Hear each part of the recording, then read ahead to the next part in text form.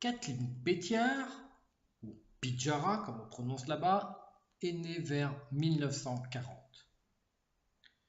Le talent de Kathleen transparaît dans deux thématiques dont elle va développer de nombreuses déclinaisons. Les mêmes motifs répétés depuis la fin des années 1980 sont aussi renouvelés selon l'humeur.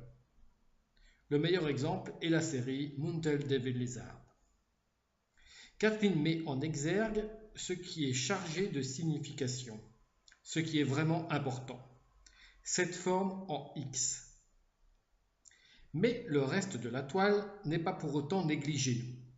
Le fond très technique est constitué de milliers de points fins pouvant être disposés en spirale, en ligne parallèle ou encore en ligne courbe qui paraissent plus hasardeuses.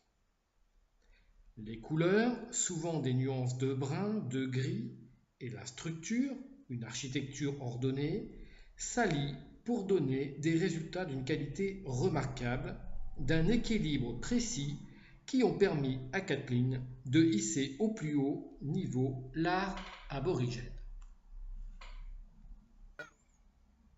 Mais le raffinement du style ne cède en rien à la valeur symbolique, voire politique. Sa sœur, Gloria, fait partie de ceux qui sont allés danser devant le juge pour récupérer les terres d'Utopia, et cet aspect de lien à la terre reste présent dans les peintures de Kathleen. Le grand X symbolise le voyage de 4 rêves qui convergent vers le centre de la toile, parfois souligné par un carré qui figure le terrain cérémoniel, à la fois l'endroit où sont encore présentes la puissance et l'énergie des ancêtres, et le lieu où vont se dérouler les cérémonies. D'un coin jusqu'au centre se trouve un espace délimité par une couleur et un travail particulier. Il représente à la fois une rigole asséchée qui viendra se gonfler d'eau après les pluies et une zone associée à la vie liturgique. Le sentiment de mouvement peut être induit par les rythmes émanant de la répétition d'un motif primaire. Des artistes comme Dorothy Napangardi et Kathleen Pétiard utilisent cette technique différemment de celle de Minnie Puerl par exemple.